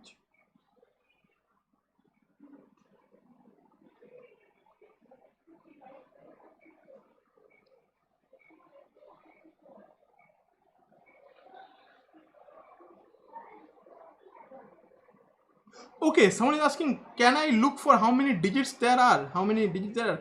Okay, the question that you are asking is a very specific question. What you need is something called regular expressions. Python has a built-in regular expression module called regex. Okay, so what you need is regular expressions. So regular expression can do pattern matching for you. Okay, can do pattern matching for you, and it's an advanced topic. But if you are really interested about regular expressions, I can arrange a class, but that will be completely computer science oriented. Okay, so what you are looking for actually is regular expressions. So you're asking, so if I can extract numbers from a certain string, of course I can. Okay, by means of something called regular expression. Just look up regular expressions, you would actually see what I mean. Okay, otherwise, I mean, you can do some kind of a hack together method, but those things are not recommended. You need regular expressions for this kind of things. Okay, if I give you a very long string, how do you extract email IDs out of everything, right? I give you a huge numbers, a huge set of a huge book maybe, and there are certain email IDs hidden, right? How do you extract email IDs? Okay, so you are looking for a certain pattern, something at the rate something dot something. Okay, so you're looking for a pattern. So whenever you want to do pattern matching, you need regular expressions. All right, so things like that, right? You see your mobile devices, whenever someone sends you an SMS maybe, okay, that contains a phone number in the message string, that will be highlighted, underlined. How would the computer know, or how would the mobile phone know that that's a phone number? Then again, it is looking for certain patterns that match with a phone number. Okay, if you just send 5 digits or 2 digits, that won't be a phone number, right? You understand my point, right? So like that. So it's called regular expression matching. In any case, let's go to this one. So I am now creating a list. I have a list where I have certain elements, right? So now I'm going to iterate over this. Okay. Okay. Right. So now I'm going to iterate over this, and I'm saying, say right now say current item is, first of all, say I'm saying current item is nothing. Okay, current item is nothing. Okay, I'm saying something like that. So currently I have nothing, so it's an empty string. So open quote, end quote. Okay, start quote, end quote. So now while current item, I'm saying something like this. While current item is not a phone, print. So while current item is not phone, say I'm going to say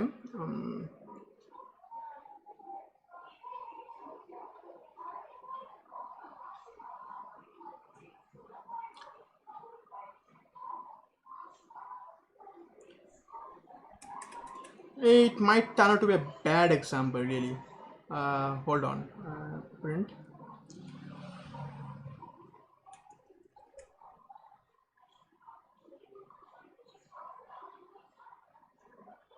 Okay, let me just create a different example altogether for your basic computation here. Okay, all right. So question, very simple thing. Say I want to add the natural number starting from 1. Maybe I want to add from 1 up to a certain point, right? My question, I'm not asking you what if I add from 1 to 10, what is the sum? 1 plus 2 plus 3 plus 4 plus 5 plus 6 up to 10, what is the sum? I'm not asking you that. What if I ask you, how many numbers do I have to add in order to get a sum, okay, that does not cross 100, right? Do you get my point? So starting from 1, how much can I go up to? What number can I go up to so that the sum is not larger than 100, right? Something like this. So I'm saying my sum is equal to 0. I'm starting with that, right? Now I want to do my computation like that. Now on a while loop. Now I do not know when the while loop is going to end. So what I'm doing, while my sum is less than, say for example 100. Okay, while my sum is less than 100, so what I'm doing here, I'm doing something, okay, and my current number. So current number starts from 1. So what I'm doing, while my sum is less than 100, what I'm doing, I am adding my current number with my sum. So my sum equal to the previous value of my sum added with my current number, and the current number is going to be incremented. So here I'm using the plus equal to sign. So I'm saying that current number is going to be incremented by 1. So first I'm going to add 1 with my sum, then I'm going to add 2 with my sum, then 3 with my sum, as long as my sum is less than 100. Okay, I'm going to do that as long as my my sum is less than 100. Okay, as long as my sum is less than 100. So after that, whenever the moment my current number is greater than 100, I mean current number is such that the sum is greater than 100, the loop is going to exceed, right? So now I can say print current number.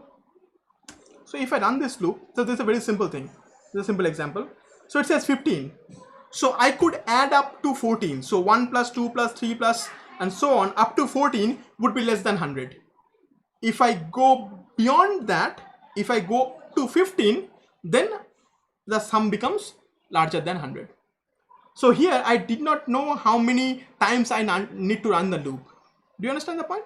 Here I did not know how many times I need to run the loop. So instead I ran the loop conditionally. As long as a certain condition is satisfied, run the loop. Otherwise exit out of it. Oh, Python does not have this plus plus syntax. This syntax is not there in Python. Current number plus plus, which is like increment by 1, that syntax is not there. So here I did not know how many times I wanted to run the loop. So I used a condition checking instead. So again, these two lines are inside the loop, this is outside the loop. So after the loop exceeds, I print this. Alright. So this is again a simple while loop in Python. So what we have done essentially today, somehow I'm not going to go into functions and discussions on functions today because it is already way too much. Okay.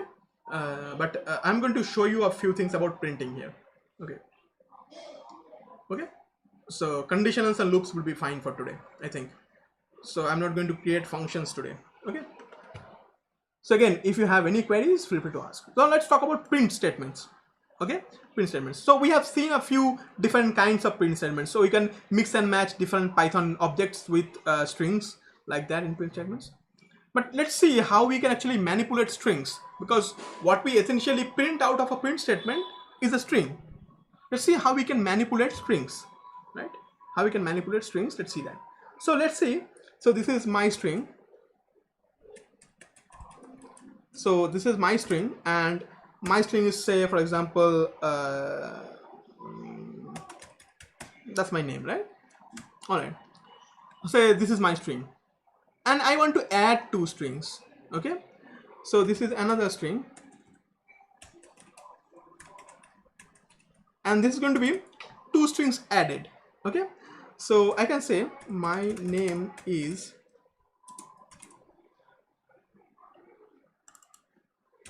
say this is name, and this is this. So I can concatenate strings like that. I can put a plus sign. I can concatenate strings like that. So I have name as a string, and then I'm saying my name is, notice the space here, but otherwise the space won't appear here. So I can say print another string. If I run this, it would say this. Try to understand. So what happened? This string was, these two strings were concatenated. So this already had a value of this, and then this was added to this, right? And after the concatenation, that's being printed. So that's a very simple string operation. You can concatenate here. But one of the most important thing is something called formatting a string, a formatted string. Okay, a formatted string. I could teach you the old method, but I would teach you the old method as well, because if you read Python code online, you might encounter the old method. But there is a new method which I'm going to tell you, and along with the old method. Okay, say I want to something like this. I want to say something like this.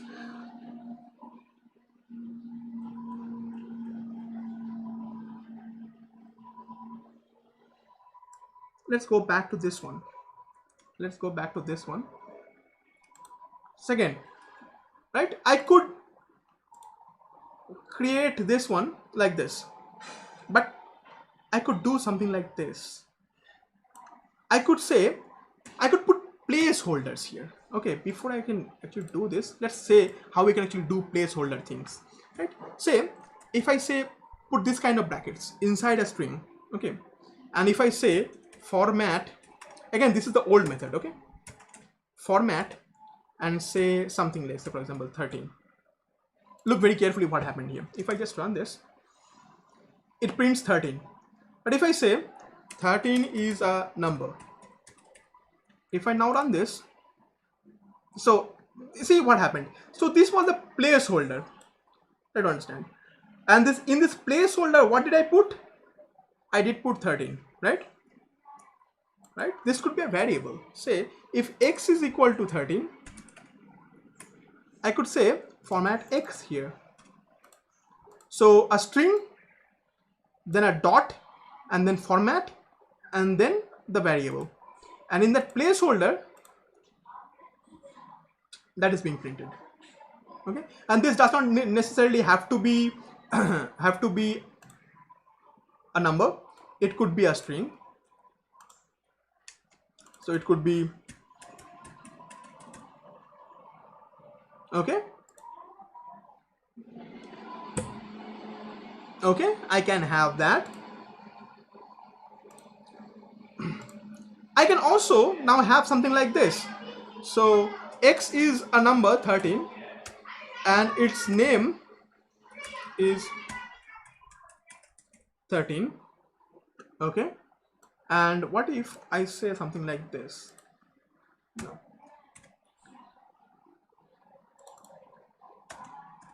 Now I have two placeholders and I'm saying X and then name.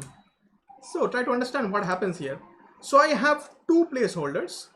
So what happens? In the first placeholder goes this one. So X is, and in the second placeholder goes this one. So it says 13 is 13. But one of them is a number, one of them is a set of string, a string. Okay. Right? So that's called formatted string. But in Python 3.7 and higher, I think so, in Python 3.7 and higher, there is something called a better formatting thing. It's called a formatted string, F strings, sometimes called F strings. So these are only available in Python 3.7 and higher, I think. Could be in 3.6 as well, I'm not entirely sure. Okay. So instead of using this kind of nomenclature, I could write an F here. I can type F here and say X here, X here, and say name here. So now this is a formatted string. It says X is name. Now X is this variable, name is the string. And if I just run this, it actually has the same effect. So, and I personally use F strings. Okay, F strings are formatted strings. In Python, you have U strings, R strings, F strings. So there are several strings. Okay, B strings are byte strings. R strings are raw strings. U strings are Unicode strings. F strings are formatted strings. So there are several things like that. So now so if this syntax is fine, I could now use placeholders and F strings. So I could say F and placeholder. So I'm going to put the number here. So I'm going to put the number here. So I can say number X, and then I can put the second counter here. So I can say counter here. Okay, and then put an equal to, and then put again another placeholder, and the placeholders do support Python computations. So I can say number, any expression, right? I can do number into counter. So now I essentially have number X counter equal to number star counter. And here try to understand, this is just a string. This is just a fixed string, but this is coming from this iterator here, right? This is coming from this iterator. This is coming from this fixed integer. And this is coming from a certain computation.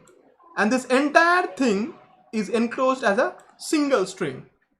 And I can just run this very simply. The same results. I would get the same result. So if I want to get the multiplication table of 15, I get the same results like that. So this is called formatted string.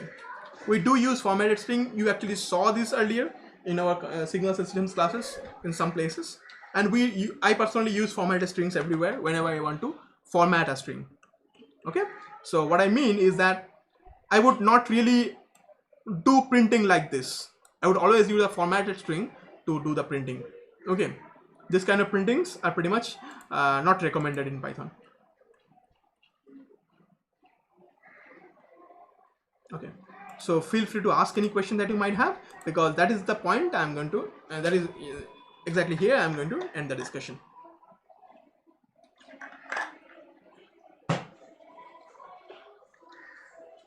And there are several other things about formatting strings and all, but I'm going to skip that for today. We're going to see that on the next class, along with our built-in, along with how we create functions and all. So here we did not do, what we did not do today was functions. So I have to remove that. Right. So we did Python conditionals and Python loops today. All right. So again, this is going to be given to you, and I'm going to give it to you right now. Share this file.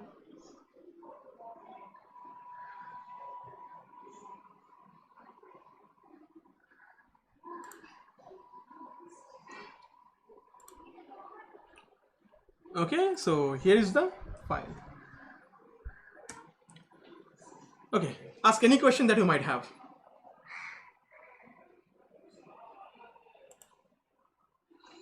That's fine.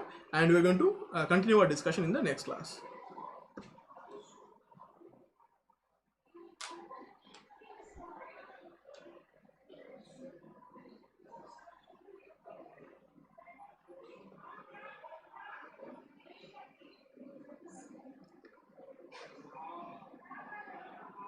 All right.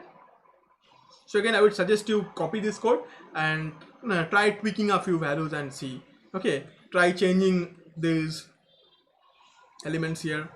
Okay, try modifying this code and run this code.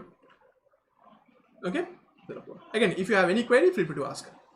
All right. So all right, that will be the end of today's discussion, and we're going to look into functions in the next class. How we create functions, how we modify things, and again, the knowledge you are gathering today or have gathered today would be required for the next discussion, next class's discussion, right? With that said, we're going to end our discussion today. Again, I'll be waiting here for just one more minute. If you have any query, you could ask. Otherwise, so again, I have shared the link. Just take the link, and I would of course update the video description with the link. And in any case, thanks for being here for past 2 hours, and I'll see you tomorrow with control systems.